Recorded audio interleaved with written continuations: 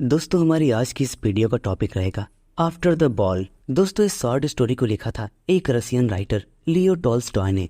इस स्टोरी को लिखा गया था 1903 में और इसको पब्लिश करवाया गया था 1911 में।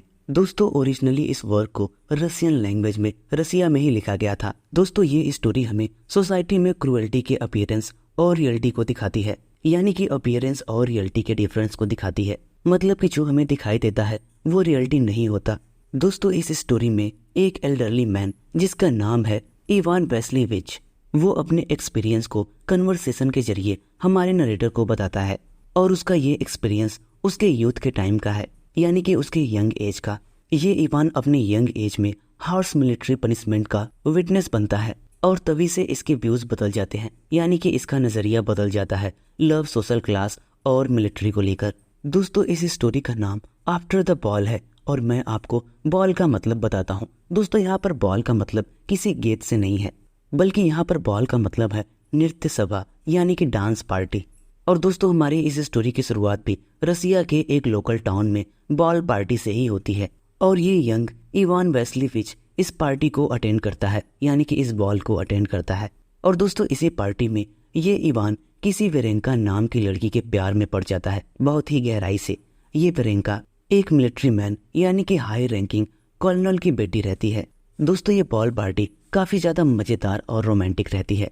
वहाँ का म्यूजिक डेकोरेशन सब बहुत अच्छा था और वहाँ के सभी लोग ब्यूटीफुल ड्रेस पहनकर डांस कर रहे थे। दोस्तों ये पूरी पार्टी हाई स्टेटस और वेल्थी लोगों की थी। इवान वेरेंका की तरफ ध्यान से देखता है। वेरेंका बहुत खूबसूरत लग रही थी। दोनों एक साथ डांस भी करते हैं। इवान वेरेंका के लिए अपने अंदर काफी डीप लव महसूस कर रहा था। उस बॉल पार्टी में वेरेंका के फादर कर्नल भी आते हैं। इवान वेरेंका के फादर के बिहेवियर से काफी ज्यादा संतुष्ट होता है। उनका बिहेवियर एक नॉबल मैन की तरह था और ये सब देखकर इवान वेरेंका और उसकी फैमिली के लिए एक आइडियल व्यू रखता है।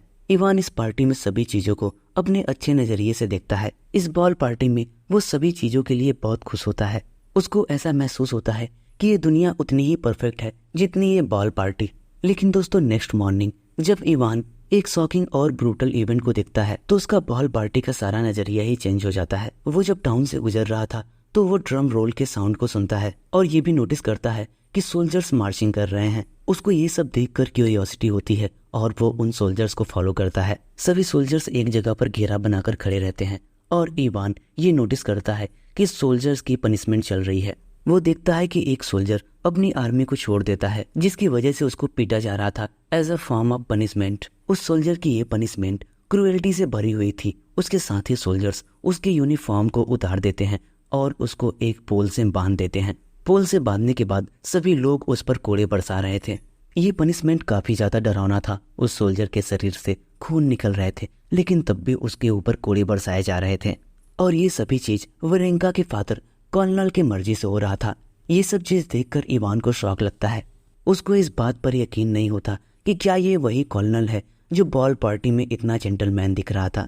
इवान इस तरह से दो टाइप का इमेज एक ही इंसान के अंदर नहीं देख पा रहा था। वो सोचता है कि एक तरफ ये वेरेंका के फादर हैं जिन्होंने बॉल पार्टी में इतना अच्छा बिहेव किया, डांस किया और सभी से अच्छे से मुलाकात भी की, लेकिन दूसरी तरफ ये एक मिलिट्री ऑफिसर हैं जो बहुत ही ज्यादा ब्रूटल हैं और क्रूल भी। ये सब चीजें देखकर इवान के मन में बहुत सारे क्वेश्चंस उठने लगते हैं। वो वेरेंका के लिए अपनी फीलिंग और फेथ को अलग तरीके से सोचने लगता है और उसके अंदर एक मोरल कन्फ्लिक्ट चलने लगता है। ये सब चीज देखकर इवान समझ जाता है कि चीजें जैसी अपीयर होती हैं रियलिटी में वैसी नहीं होती। ये एक टाइप का डार्क ट्रूथ है जो हमसे छुपाया जाता है और लोग अपनी सच्चाई को इसलिए छिपाते हैं ताकि वो सोसाइटी में एक बेहतर इंसान बन सके, यानी कि अच्छा इंसान बनने का दिखावा कर सके। इस तरह से अचानक से ये सारी चीजें देखकर इवान की सोच केवल सोसाइटी के लिए ही नहीं बल्कि वेरेंका के लिए भी बदल जाती है। इवान इस बात को भी महसूस करता है कि भले ही वेरेंका अपने फादर के एक्टिविटी के लिए रिस्पॉन्सिबल नहीं है लेकिन वो भी उस फैमिली का हिस्सा है। और इस सच्चाई को देखने के बाद अब इवान का प्यार वेरेंका के लिए धीरे धीरे मुरझाने लगता है। ये सब देखने से पहले इवान रशियन मिलिट्री के डिसिप्लिन और स्ट्रेंथ के ऊपर प्राउड करता था, लेकिन इस क्रूएल्टी को देखने के बाद वो महसूस करता है कि यहाँ पर कितना वायलेंस और इनह्यूमैनिटी है। इस क्रूएल्टी को देखने के बाद इवान को ऐसा महसूस होता है जैसे वो नैतिक तौर पर जाग गया हो। ये मोरल अवेकनिंग इवान की लाइफ में एक टर्निंग पॉइंट होता है और इसके बाद से उसका फ्यूचर डिसीजन और बिलीव पूरी तरह से बदल जाता है।